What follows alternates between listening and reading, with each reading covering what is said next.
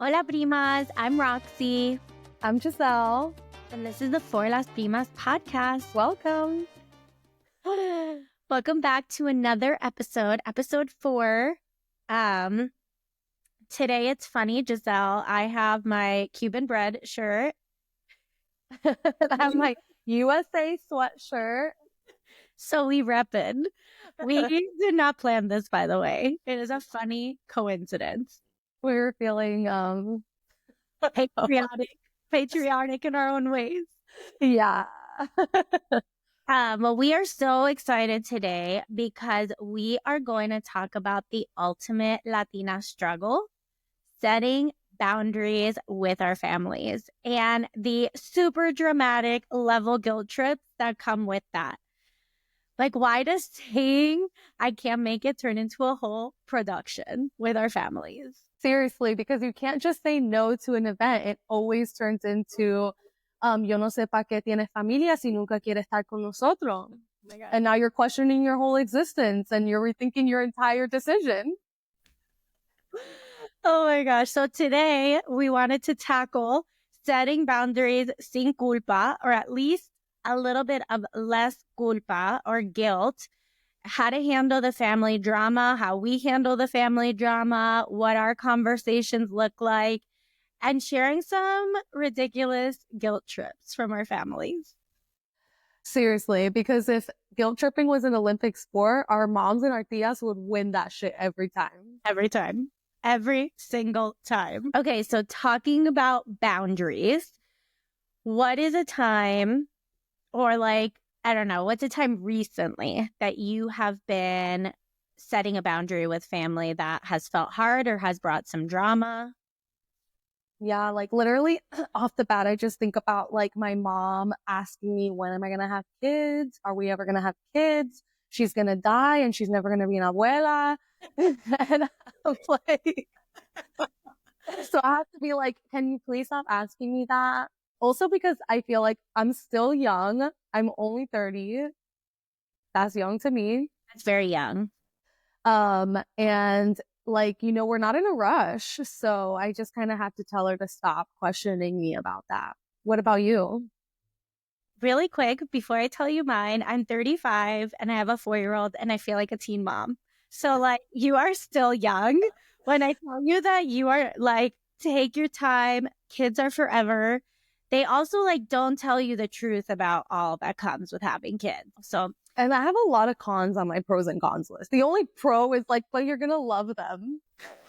So I don't know. And you love your dog. So that's good enough for now. Yeah, I'm fine. I'm a child bride at this point. Teen mom and child bride, 30 and 35. I think one boundary that has been tough is politics, because most Cubans are conservative and we are progressives, right? And I've had to just put boundaries in place. I think my parents too, where we just don't talk about it. And I think that's the hardest of boundaries. Being Latina, I feel like I can be spicy and quick and say things and get it off my chest. And that's how we communicate in my family. We just get everything off our chest and that's it. But with this, it feels sad that I can't talk about some of these things sometimes because for example, the defunding of the Department of Education, that has a lot of implications that would affect me directly and my family, like student loan repayment plan programs, right? What does the future of public education look like? My son goes to public school and he's going to go to public school. We don't have money to put him in private school. Mm-hmm. And ultimately, my livelihood. I work for ed tech, right? And that relies heavily on federal money for purchasing programs to help underserved students. And so I think boundaries are so complicated, especially with our families, because it's hard to say things and get that reaction, but it's also hard not to say things and just have a void of things we can't talk about, Mm-hmm. Yeah. And also because I feel like boundaries are put in such a negative spotlight in our family, and maybe because they don't know what boundaries are, so they just perceive everything super negatively. That was something that came through in so we posted a question on our For Las Primas podcast Instagram account asking like, what's the hardest part about setting boundaries with family? And one of our primas wrote about that it's like the reaction and you don't know what reaction you're going to get. And that's like scary sometimes when you are setting boundaries.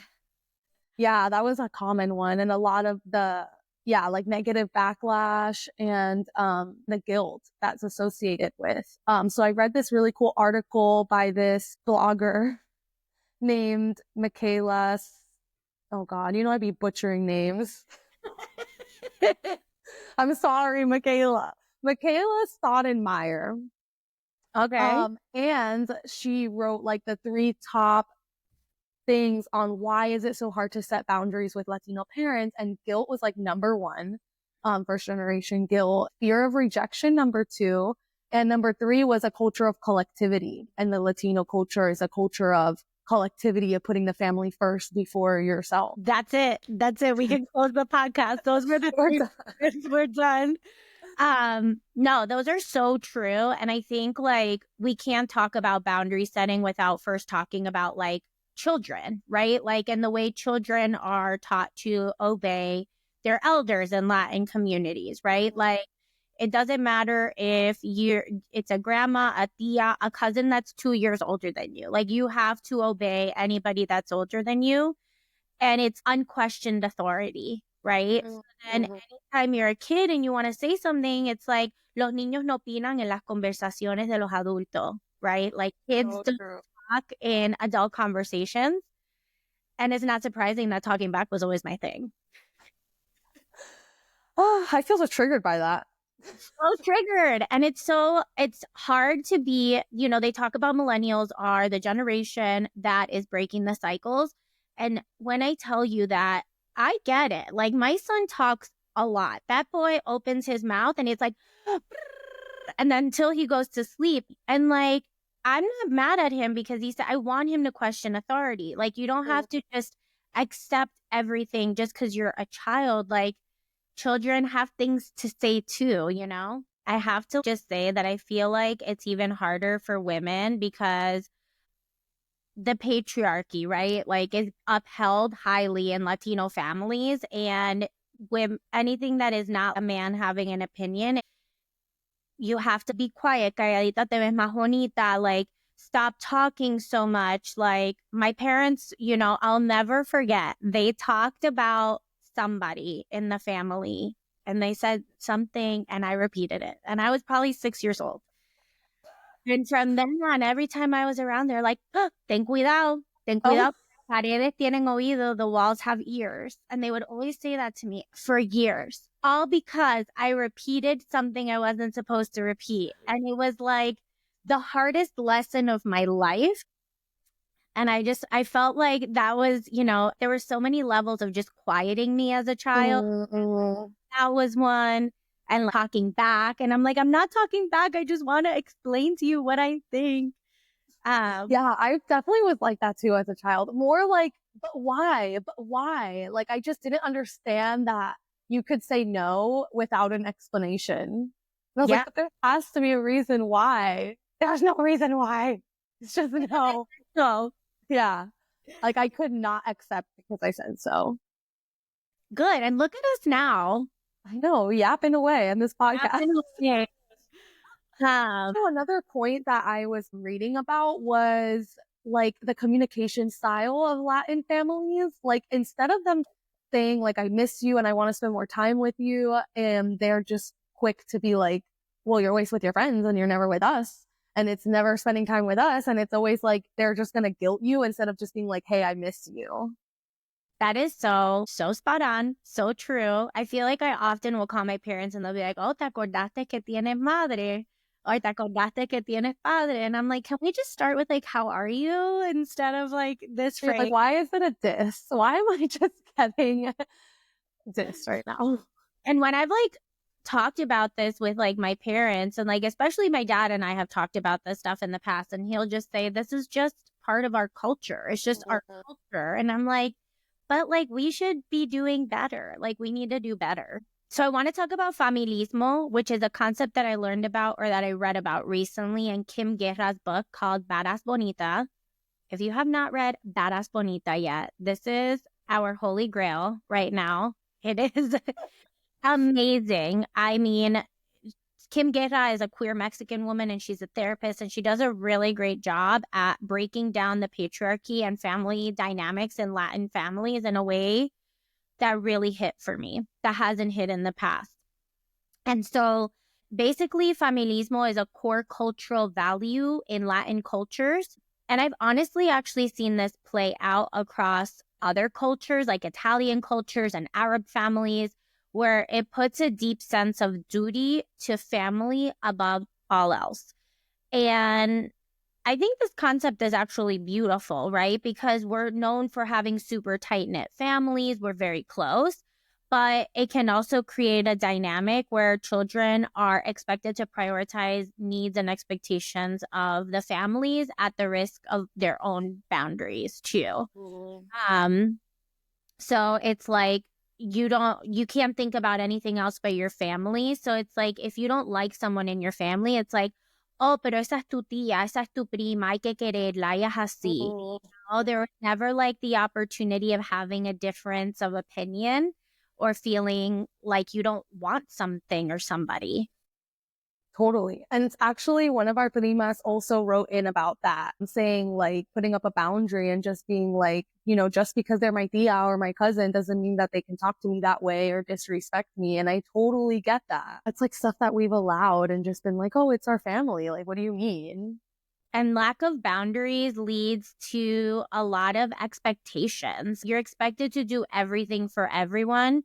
Our culture praises women who do this, right? The women who like take care of everybody else, everything else. They don't prioritize themselves. And then when the children grow up or when you grow up as like a Latina woman in a new generation and a modern generation, and you start asserting your independence, it can be seen as like, oh, you're rejecting your family. I had that exact same thing written in my notes about sacrifice. Like growing up, watching my mom sacrifice everything for her family, and her entire life changed when she moved to the US, and she did it all for her family and, for her future children and stuff. And so I think like whenever we don't do the same thing, it's just, they're just feel so rejected. Totally. And I think like I want to take a moment to say that while we criticize like the way we were raised, like we do love and appreciate that our moms, our abuelas had the experiences that they went through, because if not, we wouldn't be sitting here having this conversation. And we know that that's true, period. Right. And it's just about like allowing yourself the grace to, while you're also honoring your family's sacrifices, but you're also honoring yourself.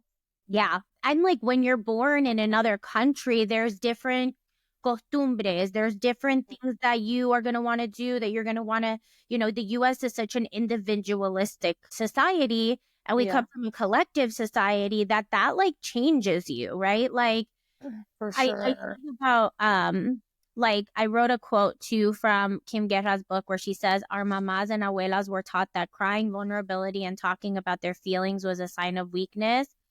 And they would always say things like, no dejes que te vean llorar, like, don't let them see you cry. Whereas, like, we're like, no, we're crying, we're talking, we're moving away from home. We are living Mhm. our independent lives. And that's really hard sometimes. Yeah, going back to what you said about collectivism versus individualism, even just like in my relationship, I feel like that's a whole thing. Like my husband is American and grew up in Texas, and just like in that environment that he grew up in, he's very individualistic and I'm very collective thinking. But when I was doing my reading and writing my notes, it came across the word sacrifice. And it brought me back to like when my therapist was like, you always refer to love as sacrifice. Every time you think about love, you think about sacrifice. And like, why do you perceive love that way? Like that. And my therapist was like, that's just like in a negative tone. Like you shouldn't use the word sacrifice. You should say you're participating in the relationship and compromising, and not like sacrificing. And I just thought that was interesting because I'm like, it's just like what we grew up like around, it's always a sacrifice. Everything is a sacrifice. And for us, that was love. So it's Yeah, crazy. the number of your therapist, because that is deep. I need some of that. I need some of that advice. When I think about boundaries, of course, with our families, but I think about in my 20s when I was dating before I met my husband, right? And I didn't have good boundaries with myself. Boundaries are a reflection of how much you love yourself, because it's what you're not allowing people to treat you in a certain way. But I think that we grow up seeing our moms and our abuelas, no matter what, you don't get out of your relationships, you make them work.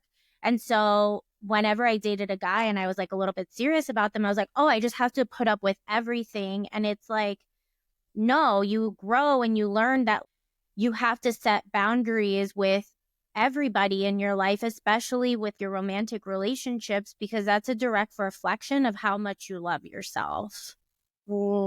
Snaps. It's just like so true. Yeah.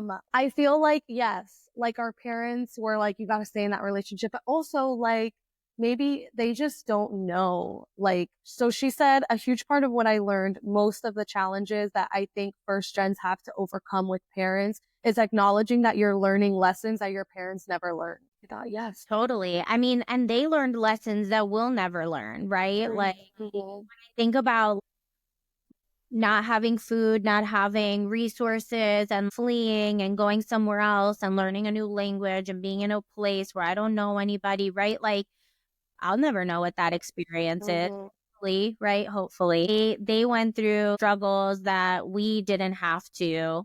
And also, I don't know about your parents, but my parents have been together their whole entire life. They don't even know what dating is, you know? And so when I was dating, like, they couldn't relate. I couldn't talk to them about any of this stuff. Thank That's goodness we're older interesting. sisters. That's all I gotta say. You're welcome. Going off what you were saying about like not following the traditions or not doing the, the same path that your mother took. Another prima wrote in and mentioned she resonates with that. And now she even holds a little bit of resentment towards her family members and the machismo that lives on in the family. In our holy grail, Badass Bonita, she talks about this concept called Marianismo, which I thought was really interesting, where she says, if machismo is the book for masculinity, is a rule book for masculinity, then Marianismo is the Bible for femininity. Under Marianismo, virtue and purity are the core ideals that women are expected to uphold through their words, thoughts, and action. She obediently follows her holy destiny and paves the way for a male savior. So it's this whole idea that women in some families will blindly follow the men. These toxic relationships that we've been in where we're like, we just have to like be with the man and trust the man, sometimes at the risk of our own children. And that's sad. And that must be really hard. And then it's hard when you're doing something different from what your mom was doing. And then if your parents don't understand why you're taking that path and why aren't you just like following your husband and listening to your husband and putting up boundaries in your marriage, then it just gets like super complicated. Totally. I think it's so interesting with our families, Giselle, because while like the patriarchy and the patriarchal values are like really prevalent, it's also a matriarchal family structure that we have where like the women son las que mandan in a way, but like upholding the patriarchal values. For real, like the women run our family, but at the end of the day, my mom will tell you that they don't. Like she'll still be like, oh, like your dad is the head of the house. But for real, like she's running the show. She's running the show. And like, who's she telling that to? Me. How can we teach our parents that saying no or have a difference of opinion doesn't mean we're rejecting them? It just means that we are our own people and it's not about them. What are ways that you've delivered your boundaries? Like, how do you feel like you go about that process? Well, I feel like my communication sucks. My communication could be softer. But I'm usually like, Can you please stop? Well, for example, them asking me like, when are you gonna have kids? When are you gonna have kids? I'm just like, can you please stop? I don't know. Or like if it's rejecting a family event, I have to like really explain to them why I'm not going and the toll that it takes on me to go to that event. Sacrifices. Trigger word. What about you? How do you tell them? I am also kind of hard spoken. It's something I work on. I feel like when I was like in my 20s, especially in my like late teens and 20s, I was very reactive and just explosive. So I just take a breath and I try to do it through text if it's a hard conversation, because I feel like you can think about it more. Or if I'm going to deliver it in person, I think I just try to focus on my own perspective and not make it about them. Like, it's not an attack and I don't want to be defensive about them. It's just like about me. And so I feel like it depends on what it is. If I can be calm, I choose that. But if I can't, then she gets a little explosive. I feel like that's a hard one too, like with kids, and like parenting, like your parenting. Yeah, that's a hard one. So, just overall, like one common fear about setting boundaries is that it's going to hurt your relationship with your parents or with your family, but it does not mean that you stop your love for them or that you're being selfish. In fact, when we set boundaries, we're breaking generational patterns. Yeah, I love that. And it's so true. And it's so hard. And there's no right way to do it. And I think as somebody who's broken and breaking a lot of patterns within my family, I think the best thing to always remember is that everybody comes from a place of love, and that it's okay that you want something different for yourself than maybe the traditional path, so to say. Yeah. What are some crazy guilt trip things that your mom or tia or abuela has said to you when you declined a family invite? Mm, I live far, so I don't really decline family invites. But what I will say that I think is very crazy is when I will like say something like, oh, because I don't have anybody to help me with Max. And it's like, well, it was your fault for moving so far away. And I'm like, oh, but thank you. And okay, never talking about that with you again. You're like, okay. Sheesh. Or when you're like, okay, abuela, like, I'll see you next time. And she goes, si Dios quiere. It's like, ouch. Another thing is if you do something that they don't like, it's like, allá tú. Tú. Allá tú, which is like, That is like straight up, like, I don't agree with a single thing you just said. how do you even translate allá tú? Allá tú is like, like we'll see what happens. Or when you're like, when they say, no te preocupes, I'll just be here sola como siempre. Or when you're like in high school and they're like, yo a tu edad estaba en la escuela en campo. Yeah. Oh Right. my God. Should we shift into some chisme cafecito? Yes, please. I know. Giselle usually brings the cheese, but I have the cheese today. Tell me the cheese. Lele Pons and Wainar, their baby. I saw that. So for those that don't know, Lele Pons is a Venezuelan influencer who first came to fame with the social media Vine. Remember Vines? You used to love. I love Vines. R.I.P. I don't like Lele Pons. Yeah, I don't Sorry love to Lele. her, but I love Wainar. He's a Puerto Rican reggaetonero, and her humor is a little over the top for me sometimes. Sí, me cae mal un poco, but whatever. But okay, did we all just find out she was pregnant, or because she's pregnant? And really? I just found out like today. I just found out like 2 days ago. Okay. No, she's super pregnant. Is she? Well, congrats to them. That's one of the cheese that I have. Cheese. I Hannah Berner interviewed Megan Thee Stallion and was like, I love your music so much. It just makes me want to fight. And everybody was like, whoa, like, the microaggression or the aggressive undertone of like associating Megan Thee Stallion's music with fighting. And then multiple times Megan Thee Stallion was like, oh, no, we're not fighting. Like, we're just like pumping ourselves up in the mirror. Like, you're that bitch. And like, she's like, but I just want to fight. And it was just like so aggressive and unprofessional and crazy. like she just said the wrong thing. I mean, they're not a professional interviewer, so what did we expect? Yeah, she's a comedian. Like, the irony of it being Megan Thee Stallion, because she went through all that with like Tory Lanez shooting her and stuff, and she wasn't even like doing anything, and it's like, really? Yeah. I know a lot of people, myself included, listen to Giggly Squad because of Paige, and she's the one who really does the show for me. Because Hannah's not for me, really. Yeah. But she did issue an apology. Yeah. And she was like, I wish I used any other word other than fight.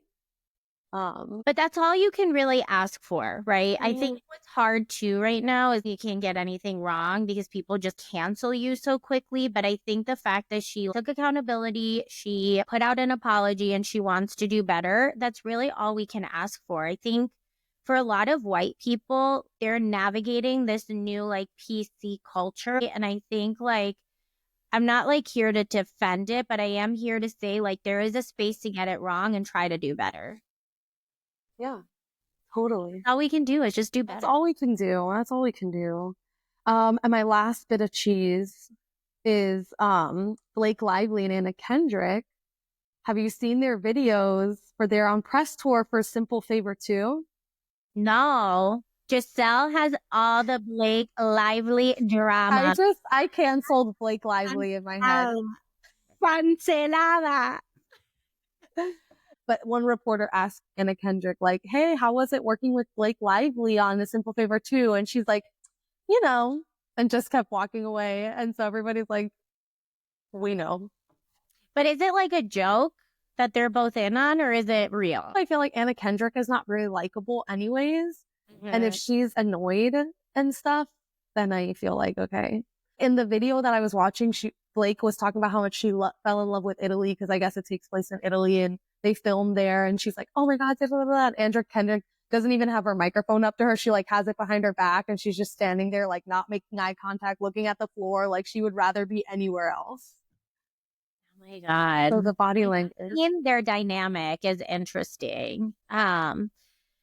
Yeah, Blake just always thinks she's relevant and funny, and that's what's hard. She doesn't allow space for other people. She just wants to take up all of this space. Okay, my last piece of cheese for the day is Love is Blind. Have you been watching yet? No, I haven't watched.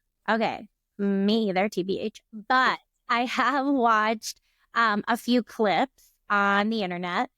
And it's interesting because for the first time, you see how political differences have played a significant role in the outcomes of these relationships. So it took place in Minneapolis. And originally there was a lot of criticism because every guy was a white guy and they all sort of looked the same. So that was I did see that. Love is bland, they were saying. Love is bland, which is interesting because I feel like there's always been so much diversity on the show. But there was a couple, Sarah and Ben, and I watched their clip today. And in one of the episodes, Sarah was really concerned that when she brought up Black Lives Matter, Ben was like, I hadn't given it much thought. And he said also that he preferred to stay out of politics because they don't impact his daily life.